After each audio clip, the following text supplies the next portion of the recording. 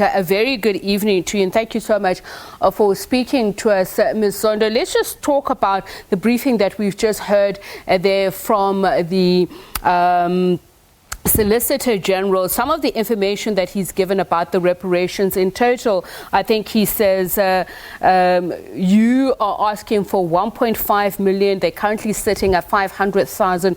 If you could just put us in the loop on the claimants that you're representing, or those whom you can confirm have indeed received compensation. So SERI represents 36 families. Those 36 families, 3 of them were killed on the 13th of August.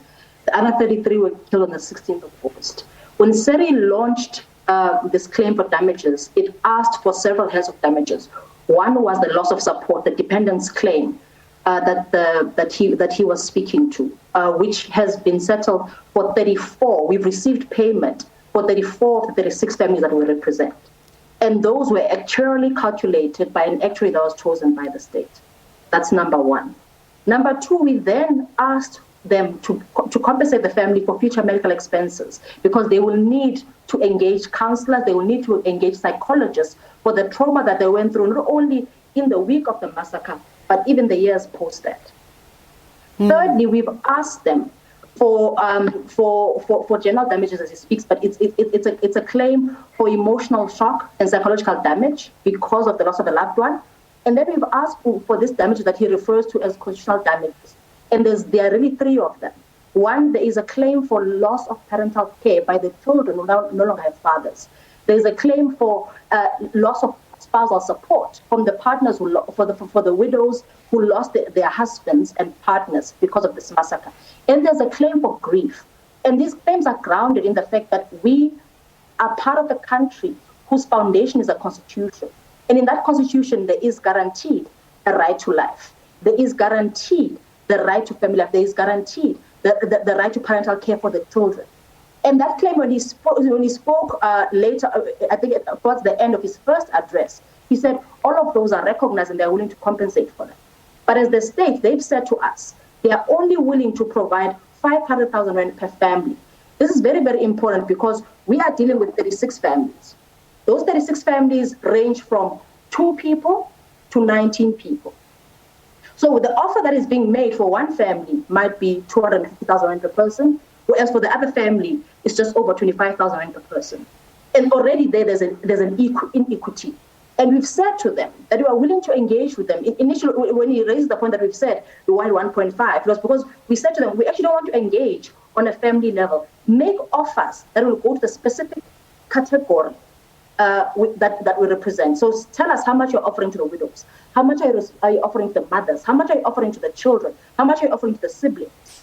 Because then it provides a fair way where you say, as a state, we have valued your claim at this much. The offer of 500,000 is irrational, and we can't be grounded in anything, because I can't go and explain to the family that has 19 people, I can't tell them the reason why they have 25,000 per person, whereas on the other side, another family has 250,000 per person. Okay, so let's speak now to Andries Nkome and Nkome attorneys. They were the team of lawyers that represented some claimants, including those of Advocate Mpofu, the injured, and arrested 279 of them. So according to what we heard from the Solicitor General there, Mr. Nkome, that there were 275 claimants, of which 263 of those were paid an amount of 97,685 rand, he put it, as saying that there are 22 remaining where negotiations are ongoing. Can you confirm this information? Is it accurate? Look, I think it's very important for us to properly set out the kind of damages that ensued out of Marikana. The first one is a claim for the deceased members' families, which is 18, where that is represented by SERI, of which Nomzamo is a director, and it's led by senior counsel, Advocate Dumi Sanzabez. Now, the second part of the damages is of those that are injured and arrested, where I, as well as other attorneys, represent these people under a team led by Advocate Dalimpo. Now, on arrest, on the 16th of August, 279 people were arrested. And all that we have had is confirmation from government that says there is commitment to go and make a settlement of these claims. So some of those people have been compensated, but it is not all of the people that have been compensated. Now, what we are also saying is that in as much as we represent the arrested, we also represent the injured. Now, from 2012 up until today, not even one person has been compensated a cent from those that have been injured out of what transpired in Marikana. So, Mr. Nkome, if you can also confirm what you have also mentioned, that there were those who were injured that were not compensated, and in fact, in some cases, we are hoping to speak to Mr. Maketwana as well in just a moment. He's one of those who has not been compensated at all. So how has that process worked? I mean, one of the things I heard the Solicitor General say is that not to blame the attorneys involved, that this has been laborious work, there's been outstanding papers, etc.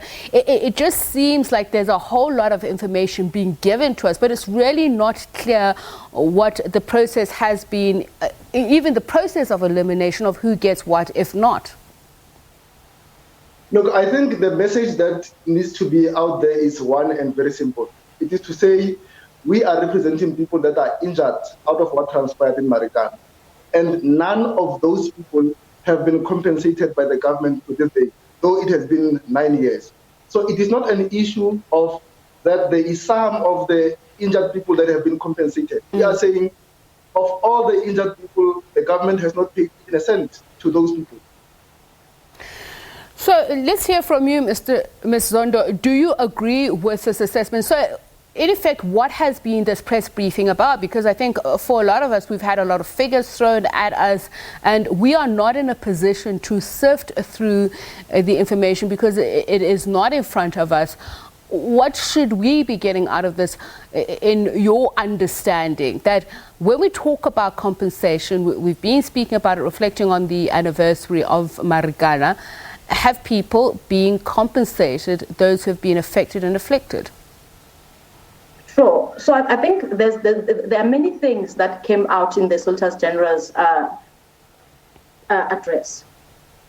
One of those things was the fact that he lamented the fact that as attorneys we stand between them and the victims. But at the same time, he said we cannot engage with anyone who has not sued us. So we have a caring state who's only responded because it has been sued. That's the first thing that I want the South African public to understand. That if we have a caring state, we would have had to sue them, because in the Commission of Inquiry, proposals were made to say the issue of compensation must be addressed in a closed process that includes all of the parties, and that the state must come in and compensate all of the families. The state refused to do that. We had to sue them, and we had to bring the cases that they now count in 2015. When we brought those cases, the response that we had from the state was simply just say, look, okay, fine. For us, at least for the families, they said, okay, fine, we'll compensate you, but we are not willing to acknowledge wrongdoing. They killed 37 people. 34 of them, the nation watched them as they did it. And then, and even worse, of those 34, 17, they hunted down and killed in cold blood. But now today we must accept a state that says we are doing all of this out of the goodness of our hearts, but you must chase us. And we've had to chase them, right? And then, there's especially that issue. So there's 37 families of the 44 who died in that week who have sued the state and have received the dependence claim. And I've been this whole week just explaining what this means. It means that what the state has done, as of today, 9 years later, they've only paid what the labor of those miners would have been had they lived. That's another component. So we do... Okay, let me allow you to finish that sentence. Sure. And then now we've had to fight them on saying, what is your compensation? What are you coming with to say to us as the families heal, as the families We acknowledge the wrongdoing. We acknowledge the hurt and the trauma that it caused in your life. And they have said to us, over a period that's over 2 years, saying, we are not going to go beyond 500,000 rand per family. That's all that we are going to give you. So they mustn't. So this whole argument of the state doesn't have a bottomless pit. We wouldn't need the state's bottomless pit because our loved ones would be here today, and they would have been supporting us. We wouldn't be having to engage them on a bottomless pit. So the 16. Okay, I have to bring in Mzokolo Makituana, who's a former Lonmin miner who was also shot. We spoke to him yesterday. He joins us now. Mr. Makituana, so you've just heard what government has had to say. I believe you are one of those who say you have not received any compensation to date. Can you please confirm that? Yeah. Hello. Yes, Mr. Makituana, can you confirm that up to this day, you yourself have not received or seen a cent of the compensation that government is speaking about? Yeah, ngiyakhuluma ngokuthi uhulumende udlala nje ngathi. If uhulumende uthi usinikeza imali eyi-500,000 ekubeni singenawo nesente emdaka esiyifumene thina abantu bazi-victims. Okwesibili, into engifuna ukumtshela yona makangasenzi izilima njengoba silimele, ngoba silambe sihukuluza ngencuma phansi. Baningi abantu abazi-victim abahleli emakhayeni wabo, abanye bayeka nokusebenza, abangazazi nokuthi bazolala bedlile. Abathi baze baphile ngokuhamba beyocanda izinkuni zokuthi bazithengise. So angadlali ngabantu. Ngikhulumela zonke izithimu. Makatho mina ubangaba nginayo 500 kathi wayenginika nini? Mr. Makituana, they're saying that government is not telling the truth. He has not seen a cent, saying that many like him have been left destitute, wondering even when their next meal will come from. Kodwa ngifuna ukuzwa kuwe Mr. Makituana ukuthi kuke waba ne elanga noma umuntu ke weza kuwe wathi imali uzoyithola ngalolu hlobo, or if you could just tell us ukuthi has there been a way? Angikayazi le mali bakhuluma ngayo, angikayazi nokuthi imalini ngendlela abenza ngayo. Nje ngiyamuzwa ke manje ukuthi usitshela ukuthi akunabantu abasebhiza abanye bakuyinto zequantum kwathi ningathangani. So lezo zinto lezo into abathe dala ngilindile ngicabanga ukuthi maybe 9 years ngokuqhubeka ngisithi hayi izothi imali yethu siyithole. Namanje uhulumende akakezike mangitshela ukuthi imali yakho siyakunika, sizokunika ngedate so ayikabikho into eshoyo, futhi hayi mina ngedwa kunabantu abaningi abakhalela ukuthi asazi ukuthi sizothini. Wena ngokwakho unommeli baba, sengifuna ukwazi ukuthi unommeli khona umuntu okunceda ngalezi ndaba noma umile nje? Ummeli nginaye, ummeli wami nginaye futhi ngiyaxhumana naye. Imeli wami umaluleka Msimanga. Yena mmeli wami engibhizi naye ngalezi zinto. Okokuqala ngifuna ukutshela kanje, ungihambisile ko doctor bonke befaka ngiyakubo. Naye eqeda ukungisa kubo istate sona ngokwaso sathi sizongisa kwabakhe odoctor, ngahamba ngaya ko doctor be state. Namanje ngisalindile, since ngilindile futhi ukuthi i report zabo bazenzile baqedile bazongitshela ukuthi imali yakho sikunika ngedate so, but ayikho. Bangadlali ngathi. Right, so Mr. Makituana, they're saying that he does have a lawyer, but at the end of the day, still nothing from government. He has not even received anything of that promise. So just perhaps to go back to Nomzamo Zondo and Andres Nkome. Mr. Nkome, let me come back to you very quickly.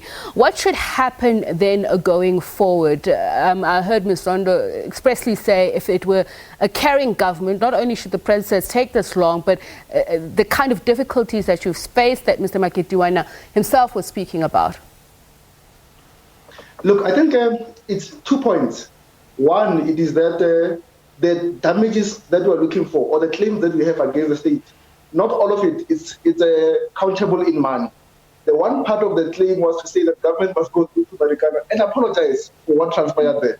So if you were talking about a caring government, wouldn't be having a government that will go to court and force to appear in front of people in Marikana and say, we are apologizing. The second issue is that Magidwana is very correct to say the last time that we communicated with government was in June, when they were saying before the end of the month, they will have made us offers. So there was no way in which we could go and speak to Magidwana and them and say, here is offers when the government has not made those. So I repeat, and I think it will be clear enough to say none of the people who were injured out of Marikana have been made an offer and none have been paid a cent. Thank you. All right, Ms. Zondo, your final word on this? Sure. The last thing, in the family's claim for loss of support, the state refused to compensate the Mpumza family. They refused to compensate him, even though they accept they killed him. His killing is actually on camera, even though they accept that his family was reliant on him, only because he died not leaving behind parents or children, exactly because he was raised in a child-headed household. We want to know why a caring state would not want to ensure that the bread they took off the mouths of the Mpumza family haven't been returned. All right, thank you so much for speaking to us. Nomzamo Zondo, he is the Executive Director at Socio-Economic Rights Institute of South Africa, as well as Andries Nkomo of Nkomo Incorporated Attorneys, speaking to us, representing some of those miners, including Mzoxolo Magidwana, known as the Dead Man Walking. He spoke at the Marikana commemoration yesterday, and he's amongst one of those who experienced gruesome injuries, who to date has not seen a saint.